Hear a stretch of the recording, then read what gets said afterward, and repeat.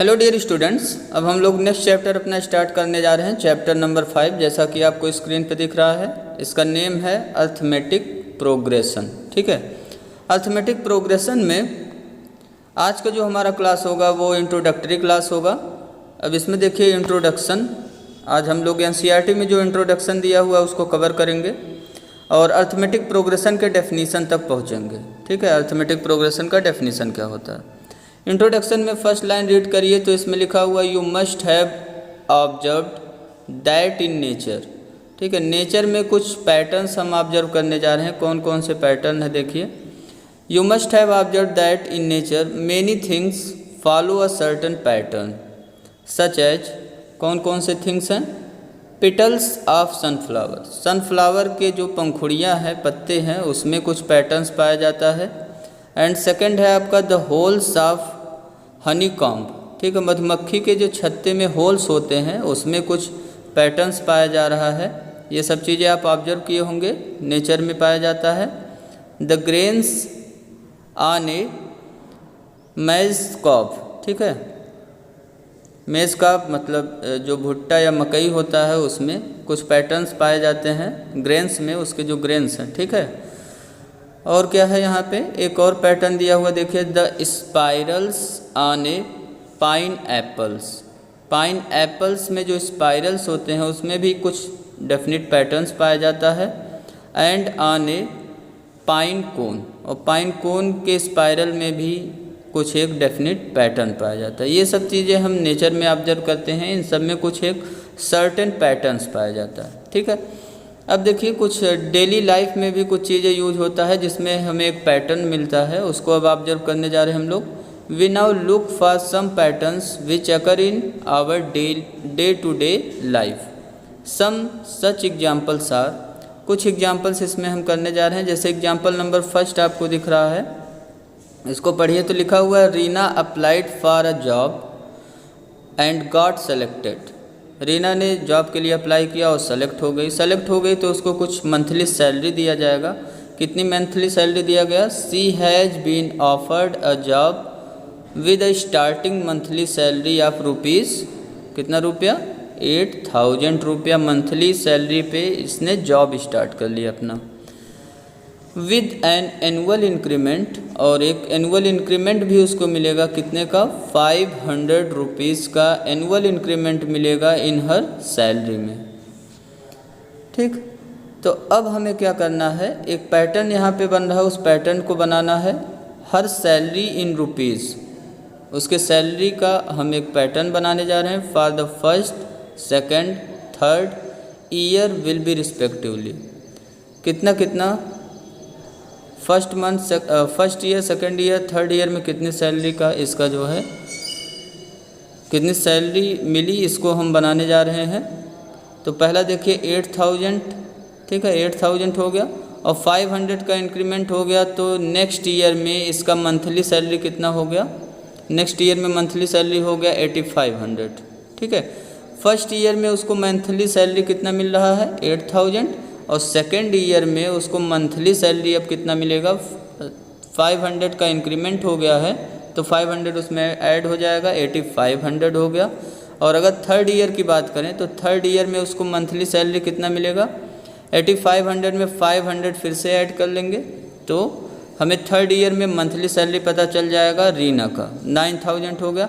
ऐसे अगर मैं पूछता आपसे फोर्थ ईयर में उसको कितना मंथली सैलरी मिलेगा, तो आप क्या करते, 9,000 में 500 ऐड कर देते और मुझे बताते कि कितना रुपया मंथली सैलरी हो गया फोर्थ ईयर में उसका, 9,500 रुपीज़ हो गया। ठीक, इसमें अब देखिए सेकंड, तो यहाँ पे हमें क्या मिल गया है, एक लिस्ट ऑफ नंबर्स मिल गया। ये क्या मिल गया, एक लिस्ट ऑफ नंबर्स मिल गया जो एक स्पेसिफिक रूल कहिए या डेफिनेट रूल फॉलो कर रहा है।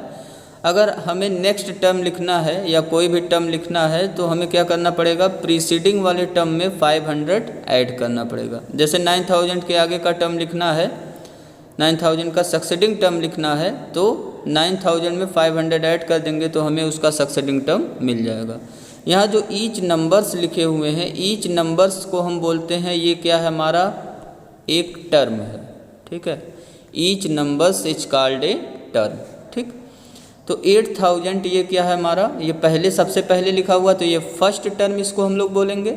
जो सेकंड प्लेस पे लिखा हुआ है वो सेकंड टर्म हो गया, एंड थर्ड प्लेस पे जो लिखा हुआ वो हमारा क्या हो गया, थर्ड टर्म। ठीक है, ऐसे फोर्थ प्लेस पे जो लिखा होगा वो कौन सा टर्म होगा, फोर्थ टर्म हो जाएगा। ठीक, अब देखिए सेकंड वाला प्रॉब्लम पढ़िए। सेकंड वाले प्रॉब्लम में ऐसे ही हम एक पैटर्न बनाने जा रहे हैं। अब सेकंड में हमें दिया हुआ है द लेंथ ऑफ द रंग ऑफ ए लैडर। ये आप बगल में देख रहे हैं लैडर बना हुआ है एक। लैडर में रंग्स काउंट करिए तो देखिए ये हो गया आपका फर्स्ट रंग, सेकंड रंग, थर्ड रंग, fourth, fifth, six, 7 and 8। Total कितने रंग्स हैं यहाँ पे, टोटल आपके हैं 8 रंग्स। ठीक है, तो इन रंग्स का हमें लेंथ दिया हुआ है। Length of rungs of ladder decreases uniformly by 2 centimeter from bottom to top. अब अगर आप ऑब्जर्व करिए इस फिगर पे, तो आप देखिए बॉटम में जो रंग लगा हुआ है उसका लेंथ बहुत ज़्यादा है, और जो टॉप में है उसका लेंथ क्या है, बहुत ही कम है। इसका मतलब है कि लेंथ ऑफ रंग डिक्रीज हो रहा है, और यहाँ पे कैसे डिक्रीज हो रहा है, यूनिफॉर्मली डिक्रीज हो रहा है बाई 2 सेंटीमीटर से। तो हम क्या करेंगे, 2-2 सेंटीमीटर माइनस करते हुए चले जाएंगे तो हमें रंग्स, सक्सेसिव रंग्स का लेंथ मिल जाएगा। अब देखिए बॉटम रंग का आपको लेंथ दिया है 45 सेंटीमीटर।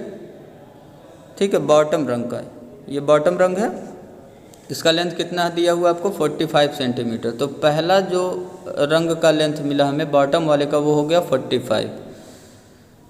ठीक, तो अब हम क्या करने जा रहे हैं, अब हम एक पैटर्न बनाने जा रहे हैं। कुछ चीज़ें हमें पता चल गया यहाँ पे, जैसे बॉटम रंग का लेंथ पता चल गया कितना है 45 सेंटीमीटर, और ये जो रंग के लेंथ्स हैं वो यूनिफॉर्मली डिक्रीज कर रहे हैं बाई 2 सेंटीमीटर। तो अब हम क्या करने जा रहे हैं, लिखने जा रहे हैं length of the first, second, third up to कितने रंग्स हैं, टोटल 8 रंग्स। सबका क्या लिखने जा रहे हैं, from bottom to top length लिखने जा रहे हैं। तो पहले वाले रंग का क्या हो गया, बॉटम वाले का 45, देन 2 माइनस कर देंगे क्योंकि 2 सेंटीमीटर से यूनिफॉर्मली डिक्रीज हो रहा है, तो 43 हो गया दूसरा। ऐसे 2 और माइनस करेंगे 41 हो गया। ऐसे 2 माइनस करते हुए चले आएंगे। जो टॉप वाला रंग है उसका लेंथ कितना मिल गया हमें, टॉप वाले रंग का 31 सेंटीमीटर। ठीक, क्लियर है। तो यहाँ पे भी हमें क्या मिल गया, एक पैटर्न मिल गया नंबर्स का, और ये नंबर का पैटर्न हम देख रहे हैं कि कैसे हमें मिल रहा है, 2 डिक्रीज कर रहे हैं प्रीसीडिंग टर्म्स में। ठीक है, अगर हमें सक्सीडिंग टर्म्स चाहिए, अगर हमें क्या चाहिए, सक्सीडिंग टर्म्स चाहिए, तो हमें प्रीसीडिंग टर्म में 2 माइनस करना पड़ेगा। जैसे 43 आपको कैसे मिल रहा है, 43 हमें मिल रहा है 43 माइनस 2 करने पे। ठीक है, थर्ड वाला पढ़िए। थर्ड में लिखा हुआ है in a saving scheme the amount become 5/4 times, कितने टाइम्स हो जा रहा है, 5/4 times of itself after every 3 year. 3 year पे 5/4 टाइम्स अमाउंट हो जा रहा है। सेविंग स्कीम है कोई एक। अब इसमें लिखा हुआ है the maturity amount of an investment of रुपया 8,000 रुपया इन्वेस्ट किया गया, तो इसका मेच्योरिटी अमाउंट कितना हो जाएगा, 3 साल पे। आप देख रहे हैं 3 साल पे 5/4 टाइम्स हो रहा है, तो हमें निकालना है कितने कितने ईयर्स पे, 3 ईयर्स पे, 6 ईयर्स पे, 9 ईयर्स पे और 12 ईयर्स पे। हमें अमाउंट निकालना है कितना मेच्योरिटी अमाउंट हो गया। तो 3 ईयर पे अगर हमें मेच्योरिटी अमाउंट निकालना है, 8,000 रुपीज़ इन्वेस्ट किया गया है स्टार्टिंग में, तो 8,000 को किससे मल्टीप्लाई करा देंगे, 5/4 से। 4 से इसको डिवाइड करिए, 8,000 को कितना आ गया आपका 2,000। 2,000 को 5 से मल्टीप्लाई करेंगे तो पहला मेच्योरिटी अमाउंट आपको मिल गया कितना, 10,000 रुपीज़। तो यहाँ देखिए जो फर्स्ट टर्म लिखा हुआ है वो कितना लिखा हुआ है, 10,000 लिखा हुआ है। ठीक है, तो फर्स्ट टर्म हमें मिल गया 10,000, और सेकंड टर्म ऐसे ही निकालना है। तो अब सेकंड टर्म का मतलब 6th ईयर में। ठीक है, पहला क्या हुआ, 3rd ईयर में निकला, फिर दूसरा वाला 6th ईयर में निकालेंगे, फिर तीसरा 9th ईयर में, और चौथा वाला जो टर्म है वो 12th ईयर में है। तो 6th ईयर में निकालना है। तो ये जो 10,000 है 3rd ईयर वाला अमाउंट, इसमें 5/4 से मल्टीप्लाई करा देंगे। तो 4 से इसमें मल्टीप्लाई डिवाइड कराइए, देखिए 10,000 में कितना आ गया, 2500 और 2500 को 5 से मल्टीप्लाई करा देंगे तो आपका आ जाएगा 12,500 रुपीज़ हो गया। ठीक है, तो ये सेकंड टर्म आपको मिल गया। तो इस तरीके से एक पैटर्न यहाँ पे भी मिल गया 10,000, 12,500, 15,625 एंड ऐसे नेक्स्ट टर्म आपका है। तो हमने देखा कि ये जो 3 एग्जाम्पल्स हमें दिए हुए हैं, तीनों एग्जाम्पल्स में हमें एक लिस्ट ऑफ नंबर्स मिल रहा है जो एक डेफिनेट रूल फॉलो कर रहा है। सक्सेडिंग टर्म्स चाहिए तो हमें प्रीसीडिंग टर्म में पहले वाले में देखिए तो 500 ऐड करना पड़ रहा है, और दूसरे वाले एग्जाम्पल्स में देखिए तो यहाँ पे 2 माइनस करना पड़ रहा है, और तीसरे वाले एग्जाम्पल्स में देखिए तो नेक्स्ट टर्म चाहिए तो प्रीसीडिंग टर्म में 5/4 से मल्टीप्लाई करना पड़ रहा है। ठीक है, अब देखिए नेक्स्ट एग्जाम्पल्स, 3 एग्जाम्पल्स हमारे कंप्लीट हुए। एग्जाम्पल नंबर 4 जो आपके एनसीईआरटी में दिया हुआ है वो है नंबर ऑफ यूनिट स्क्वायर्स। हमें क्या करना है, नंबर ऑफ यूनिट स्क्वायर्स बताना है अब की बार in squares with side 1, 2, 3 and 1 units. Unit square क्या होता है इसको समझिए। Unit square means a square of side 1 unit. क्या होता है, unit square means a square of side, a square of side कितने यूनिट, 1 यूनिट, 1 यूनिट। ठीक है, तो उसको हम बोलेंगे यूनिट स्क्वायर। हमें यूनिट स्क्वायर काउंट करना है। पहला स्क्वायर जो दिया हुआ है वो साइड 1 का है, तो इसमें केवल कितने यूनिट स्क्वायर हुए, ओनली 1 यूनिट स्क्वायर हुए। ऐसे जो दूसरा स्क्वायर हमें दिया हुआ है, दूसरे स्क्वायर का साइड कितना है, 2 यूनिट साइड है दूसरे स्क्वायर का। ठीक, 2 यूनिट साइड है इसका, तो 2 यूनिट साइड है, तो इसको हम यूनिट स्क्वायर में जब डिवाइड करेंगे तो यहाँ हमें टोटल कितने यूनिट स्क्वायर्स मिलेंगे, टोटल 4, 1, 2, 3, 4। ठीक है, और 4 को हम कैसे लिख सकते हैं, 4 को लिख सकते हैं 2 स्क्वायर, और यहाँ जो 1 है इसको क्या लिख सकते हैं, 1 स्क्वायर। तो आप देखिए जो फर्स्ट नंबर मिला हमें 1 स्क्वायर मिला नंबर ऑफ़ यूनिट स्क्वायर्स में, और सेकंड में क्या मिला, number of unit square 2 square. ऐसे थर्ड में नंबर ऑफ़ यूनिट स्क्वायर्स अगर आप निकालेंगे तो कितना मिल जाएगा, थर्ड वाले में ये 3 यूनिट साइड का है। अब इसको हम क्या करेंगे, यूनिट स्क्वायर्स में डिवाइड करेंगे। यूनिट स्क्वायर्स में डिवाइड करने के लिए यहाँ पे ड्रा करेंगे 2 वर्टिकल लाइंस और 2 हॉरिजॉन्टल लाइंस, तो ये यूनिट स्क्वायर में डिवाइड हो जाएगा। टोटल कितने बनेंगे यहाँ पे, टोटल 9 यूनिट स्क्वायर्स बने, और 9 को हम क्या लिख सकते हैं, 3 स्क्वायर। तो हमें दिखाई पड़ रहा है कि एक हमें मिल गया है यहाँ पे पैटर्न ऑफ नंबर्स जो एक स्पेसिफिक रूल फॉलो कर रहा है। यहाँ पे पहला मिला 1 स्क्वायर, दूसरा 2 स्क्वायर, तीसरा 3 स्क्वायर। ऐसे अगर नेक्स्ट टर्म लिखना होता हमें तो क्या मिलता, 4 स्क्वायर। मीन्स अगर साइड 4 यूनिट का कोई स्क्वायर है तो उसमें कितने यूनिट स्क्वायर बनेंगे, 4 स्क्वायर। तो यहाँ पे हम देख रहे हैं नेचुरल नंबर का क्या हो रहा है, स्क्वायर्स। यहाँ क्या हो रहा है, नेचुरल नंबर्स का स्क्वायर। अब देखिए नेक्स्ट प्रॉब्लम फिफ्थ वाला। फिफ्थ वाले में हमारा दिया हुआ है शकीला पुट्स ₹100। कोई शकीला एक वोमेन है, ये ₹100 पुट कर रही हैं इनटू हर daughters money box. Money box जैसे क्या रखते हैं, गांव वगैरह में गुल्लक रखते हैं, ठीक है।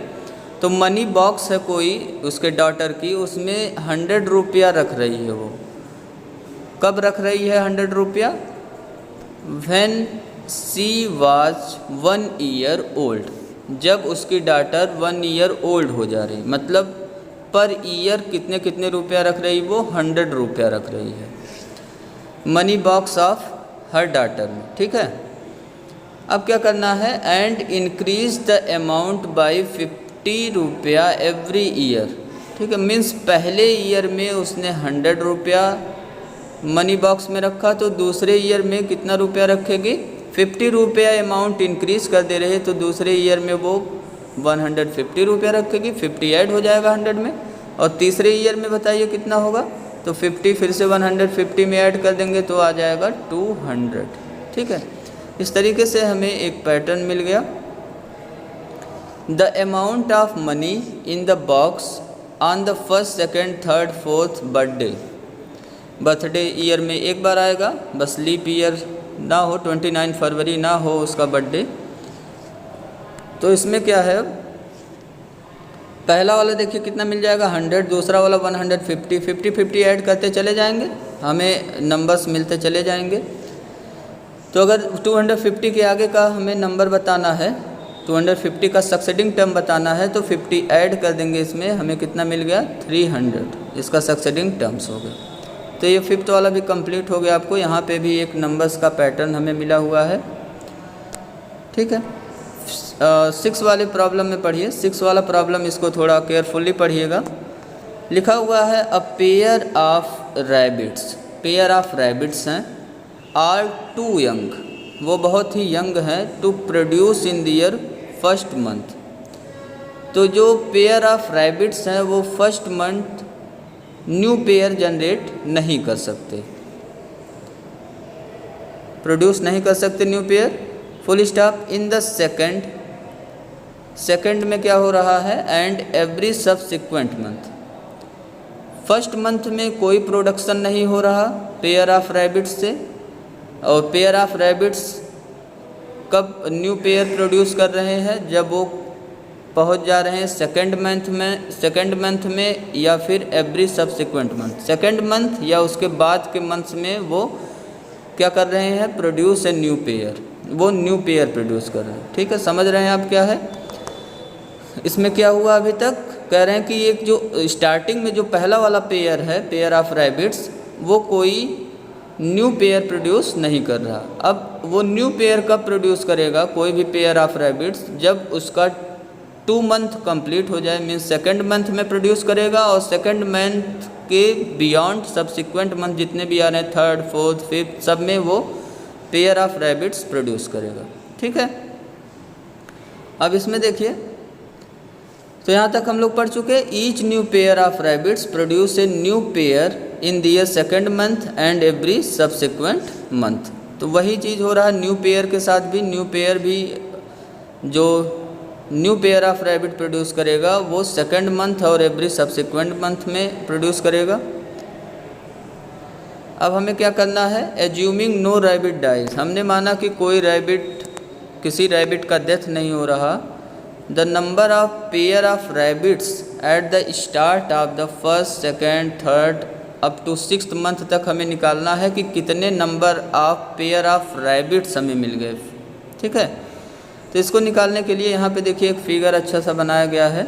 फिगर में अगर देखा जाए तो फर्स्ट मंथ में देखिए, फर्स्ट मंथ में हमारे पास ए पेयर ऑफ रैबिट्स है, तो इसमें फर्स्ट मंथ में कितने पेयर ऑफ रैबिट्स हुए हमारे पास 1, ठीक है। अब सेकंड मंथ में आइए तो ये देखिए फर्स्ट मंथ में कोई भी न्यू पेयर प्रोड्यूस नहीं करेगा ये रैबिट जो फर्स्ट मंथ में है ये कोई भी new pair of rabbits produce नहीं करेगा। अब इसका जब सेकंड मंथ आएगा, सेकंड मंथ आया तो ये हमारा एक ही पेयर ऑफ रैबिट रहेगा। अब ये pair of rabbit second month में आया तो एक new pair of rabbits produce कर दिया। ये क्या किया, एक new pair of rabbit produce किया, देख रहे हैं आप, ठीक है। यहाँ new pair of rabbits produce हो गया। तो सेकंड मंथ की अगर बात किया जाए तो सेकंड मंथ में हमें कितने पेयर ऑफ रैबिट्स मिले, 1 pair of rabbits first month में मिला, 1 pair of rabbits second month में भी मिला, क्योंकि फर्स्ट मंथ में अभी जो पेयर ऑफ रैबिट है वो new pair of rabbits produce नहीं कर पाएगा। तो यहाँ पे हमने देखा कि जो सेकंड मंथ में जब ये पेयर ऑफ रैबिट्स आया तो सेकंड मंथ में इसने एक new pair of rabbits produce कर दिया, ठीक। यहाँ तक क्लियर होगा, 2 टर्म क्लियर हो गया आपका। पहले मंथ में दूसरे मंथ में दोनों में 1 पेयर ऑफ रैबिट्स हैं। अब आइए देखिए थर्ड टर्म का मतलब थर्ड मंथ में हम लोग आ गए।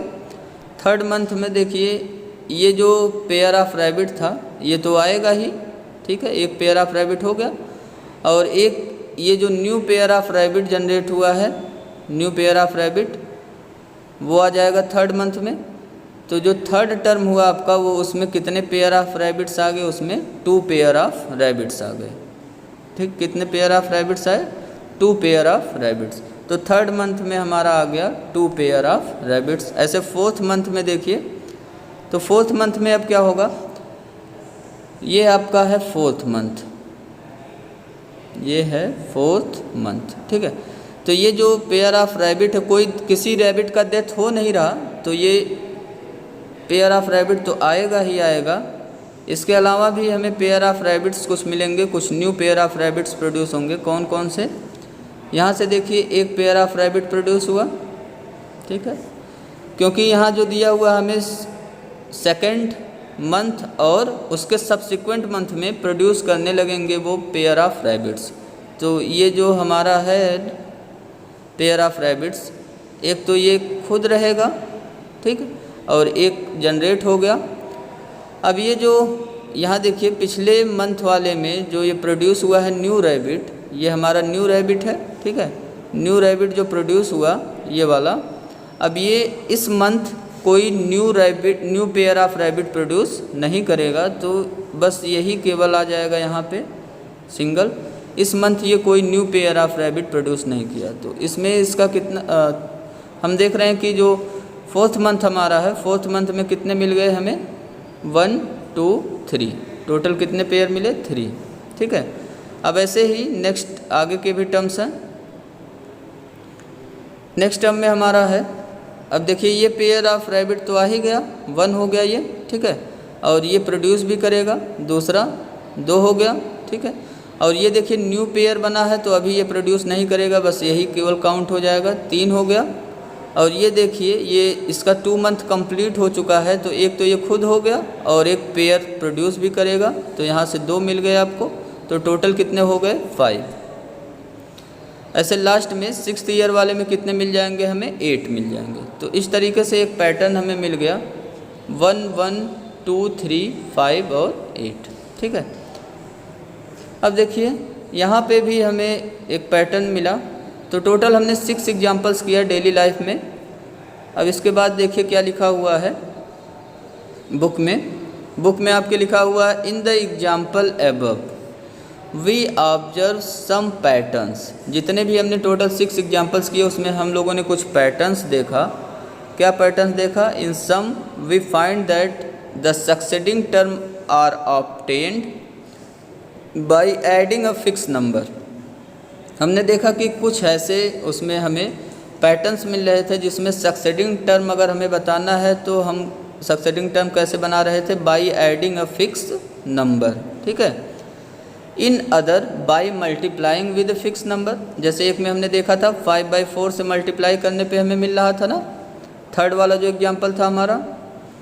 अब इसके बाद जो है multiplying by a fix number, और फिर क्या है इन अनदर, और कुछ एग्जाम्पल हमने ऐसा देखा, we find that they are square of consecutive numbers. हमने देखा था एक नंबर ऑफ यूनिट स्क्वायर वाला, 1 स्क्वायर 2 स्क्वायर 3 स्क्वायर, तो ये क्या हो रहा है, नेचुरल नंबर्स के स्क्वायर हो रहे हैं, कॉन्जिक्यूटिव नेचुरल नंबर्स के।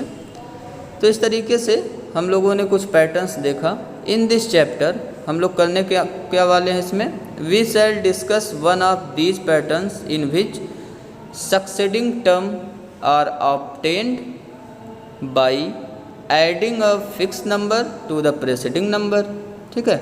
अब हम लोग क्या करने वाले इसमें, we discuss of these patterns, हम इसमें से वही पैटर्न्स डिस्कस करेंगे जिसमें हमें सक्सेडिंग टर्म अगर चाहिए तो क्या करना पड़े, adding a fix number to the preceding term करने पे मिल जाए, ठीक है। प्रीसीडिंग टर्म में एक फिक्स नंबर ऐड कर दें तो हमें क्या मिल जाए, सक्सेडिंग टर्म। हम ऐसे ही पैटर्न्स को यहाँ पे डिस्कस करेंगे। We shall also see how to find their unit term, और हम लोग यहाँ देखेंगे कि हम उनका यूनिट टर्म कैसे निकाल सकते हैं, and sum of n consecutive terms कैसे निकाल सकते हैं, एंड उसको क्या करेंगे, यूज करेंगे this knowledge in solving some daily life problems. और इन सभी का यूनिट टर्म का और सम ऑफ n टर्म्स का, इन सब का यूज करेंगे कुछ डेली लाइफ प्रॉब्लम को सॉल्व करने में। अब हम लोग आ गए हैं अर्थमेटिक प्रोग्रेशन के डेफिनीशन की तरफ। अर्थमेटिक प्रोग्रेशन हेडिंग डाल लीजिए अब अपने कॉपी में, और यहाँ पे देखिए कुछ पैटर्न्स आपको दिया गया है। पैटर्न्स क्या है, consider the following list of numbers. पहला आप देख रहे हैं 1 2 3 4 है, दूसरे वाले में 100 के बाद 70, 70 के बाद 40, 40 के बाद 10, थर्ड वाले में आप देख रहे हैं -3 -2 -1 0 इस तरीके से दिया हुआ है।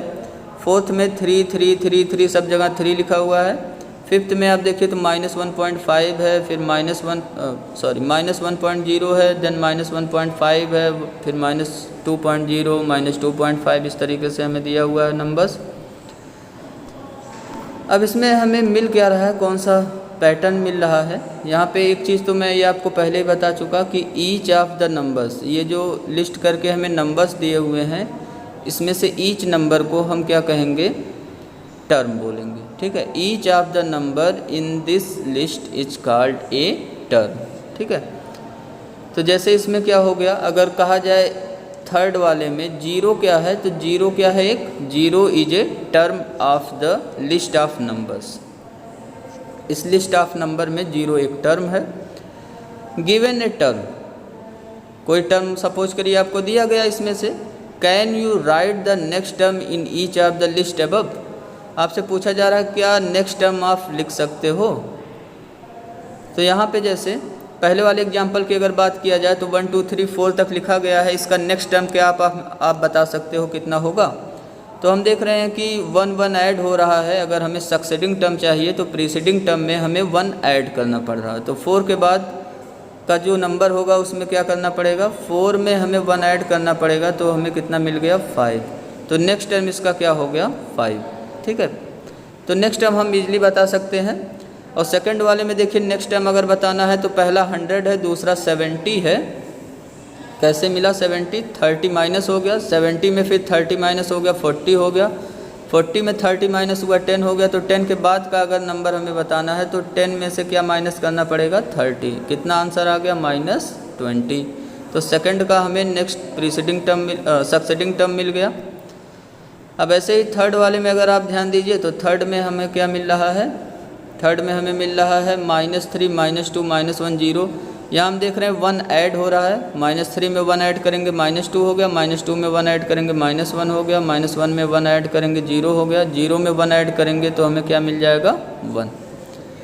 और फोर्थ वाले में देखिए तो फोर्थ में सब जगह पे 3 लिखा हुआ है, तो इसमें 0 ऐड हो रहा है। 3 में 0 ऐड करेंगे 3 ही रहेगा, या कहिए आप 3 में 0 सब्ट्रैक्ट कर रहे हैं तो भी हमें कितना मिल रहा है, 3 मिल रहा है। ठीक है, तो 0 कहिए ऐड हो रहा है या कहिए 0 सब्ट्रैक्ट हो रहा है, तो हमें वही नंबर मिल रहा है। देखिए आप 3 3 3, तो इसका नेक्स्ट टर्म भी क्या होगा, 3 ही होगा। फिफ्थ वाले में बताइए, तो फिफ्थ में -1.0 है, फिर -1.5 -0.5 इसमें ऐड हुआ, -1 में तो -1.5 हो गया, फिर -1.5 में -0.5 ऐड हुआ तो -2.0 हो गया, -2.0 में -0.5 ऐड हुआ तो -2.5 हो गया। ऐसे नेक्स्ट टर्म क्या हो जाएगा, -3.0 -0.5 ऐड हो जाएगा। ठीक है, तो अब यहाँ पे पढ़िए, गिवन ए टर्म, हम लोगों ने यहाँ तक पढ़ा। Given a term, can you right the next term, तो हम लोगों ने सभी का नेक्स्ट टर्म राइट कर दिया in each of the list above. If so how will you right it, हमने राइट कर दिया। हमने पैटर्न देखा है कि या तो हमें कोई फिक्स नंबर ऐड करना पड़ रहा है या तो हमें फिक्स नंबर क्या करना पड़ रहा है, सब्ट्रैक्ट करना पड़ रहा है इस टर्म में। Perhaps by following a pattern or rule, let's observe and write the rule. Rule क्या क्या मिल रहे हैं, रूल डिस्कस कर रहे हैं आपसे। फर्स्ट में इन्होंने कहा कि इस term is 1 more than the term preceding it, ये तो हमने देख लिया। ठीक है, यही हो रहा है 1 2 3 4 वाले में। सेकंड वाले में क्या हो रहा है, सेकंड वाले में each term is 30 less than the term preceding it, 30 30 minus हो रहा है। और थर्ड वाले में क्या हो रहा है, each term is obtain by adding 1 to the term preceding it, 1 add हो रहा है थर्ड वाले में, है ना। और फोर्थ वाले में क्या हमने देखा था, all the term in the list are 3, each term is obtain by adding or subtracting 0 to the term preceding it.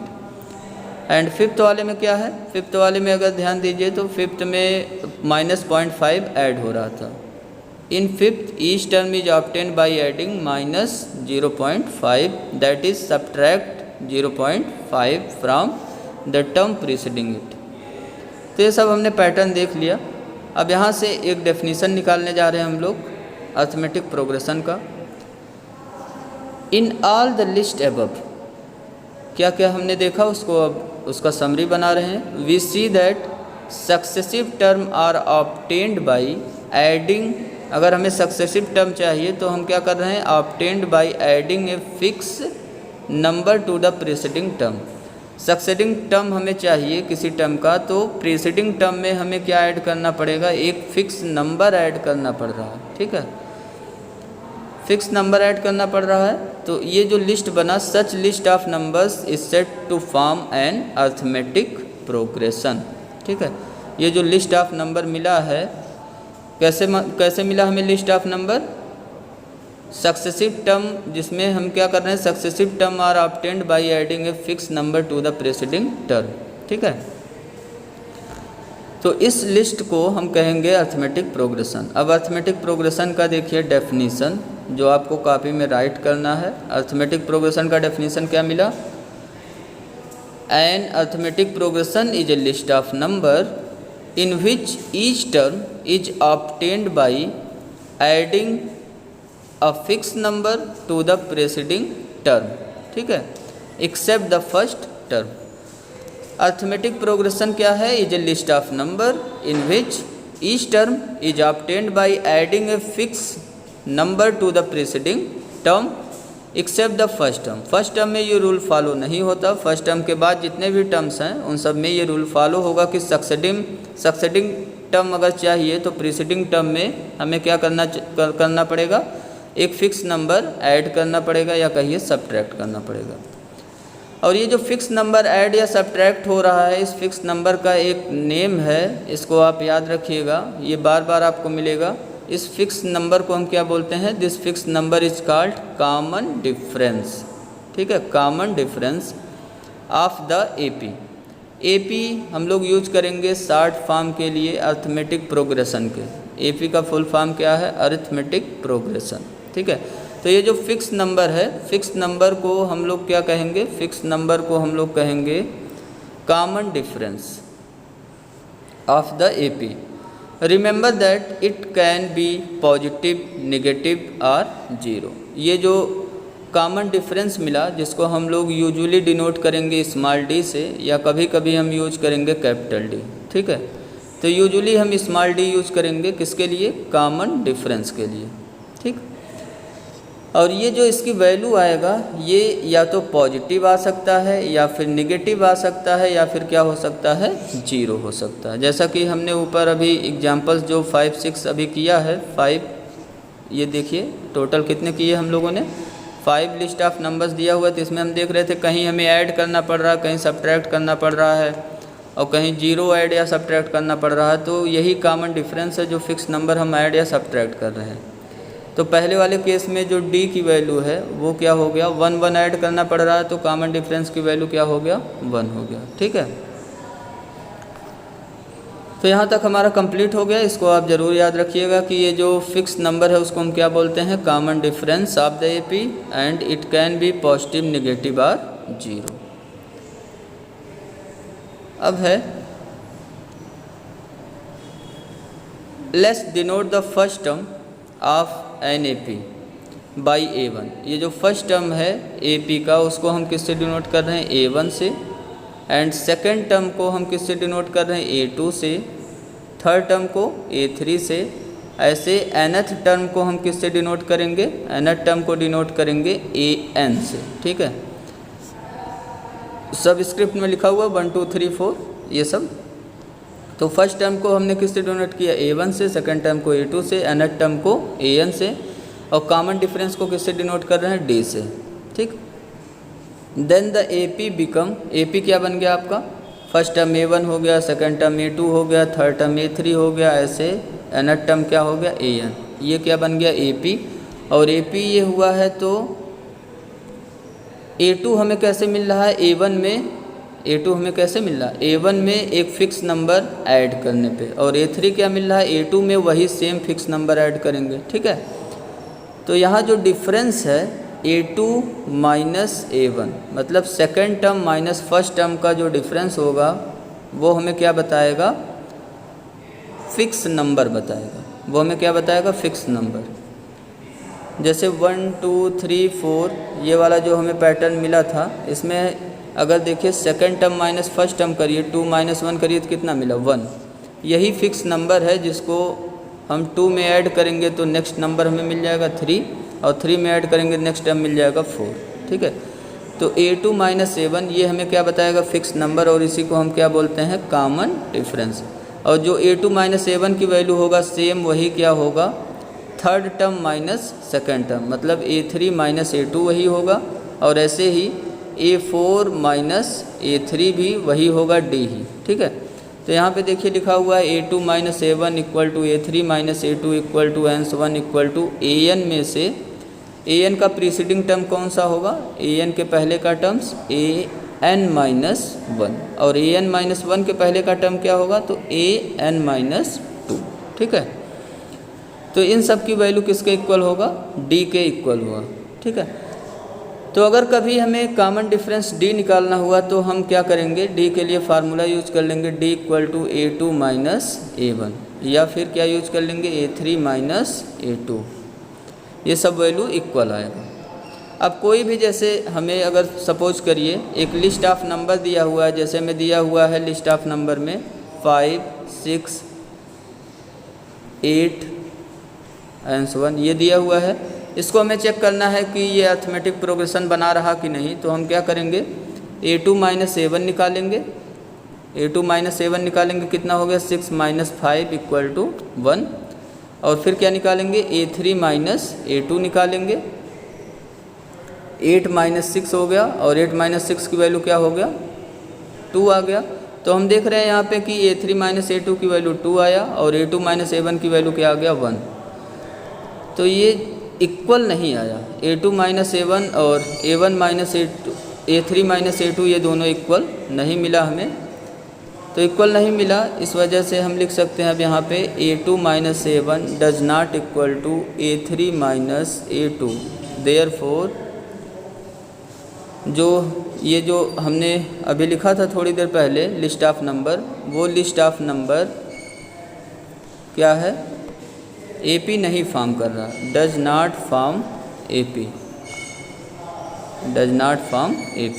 ठीक है, तो AP कौन सा लिस्ट ऑफ नंबर फॉर्म कर रहा है, कौन सा लिस्ट ऑफ नंबर फॉर्म नहीं कर रहा है, इसको पता लगाने के लिए हम लोगों को क्या करना पड़ेगा, हम लोगों को a2 माइनस a1 निकालना पड़ेगा, और क्या निकालना पड़ेगा, a3 माइनस a2 निकालना पड़ेगा। और अगर दोनों इक्वल आ गया तो हम कहेंगे, ऐसे आगे भी आप कर सकते हैं, a4 माइनस a3 निकालेंगे। अगर ये सब इक्वल आ रहा है तो हम कहेंगे कि जो लिस्ट ऑफ नंबर है वो हमारा किस में है, AP में है। ठीक है, सम मोर एग्जाम्पल्स ऑफ AP, कुछ और भी एग्जाम्पल्स आपको दिए गए हैं, लिखा हुआ है जैसे इसमें height of some students of a school, heights दिया हुआ है कुछ स्टूडेंट्स का स्कूल में।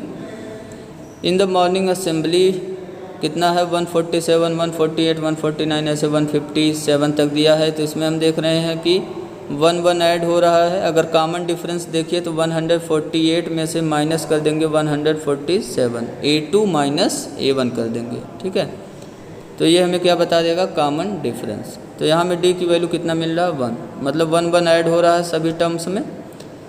ऐसे और भी कुछ दिए हुए हैं, इसको आप रीड कर लीजिएगा।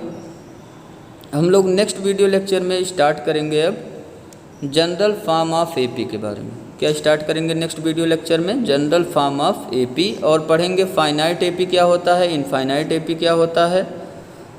ठीक है, फिर हम लोग सॉल्व करेंगे एक्सरसाइज 5.1।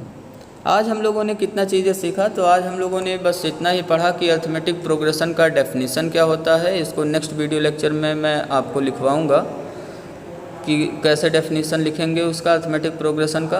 आपके बुक में भी दिया गया है, अगर यहाँ रीड करिए तो यहाँ पे देखिए लिखा हुआ था, जो डार्क लाइन से लिखा हुआ है ये पूरा। ठीक है, ये AP का डेफिनेशन है।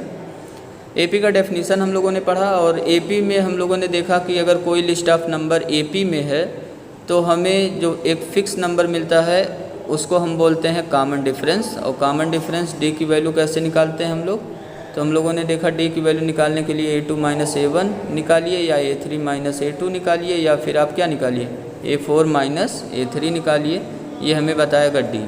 तो कभी अगर D हमें निकालना हुआ कभी क्या निकालना हुआ डी, तो हम क्या कर लेंगे second term minus first term कर लेंगे तो हमें कॉमन डिफरेंस मिल जाएगा। और एक चीज़ और हम लोगों ने देखा कि अगर लिस्ट ऑफ नंबर्स हमें दिया हुआ है, कोई भी लिस्ट ऑफ नंबर्स दिया हुआ है जैसे स्क्वायर रूट 2, 2 रूट 2, 3 रूट 2, है ना, ये लिस्ट ऑफ नंबर हमें दिया हुआ है, इसको हमें चेक करना है कि ये AP में है या नहीं।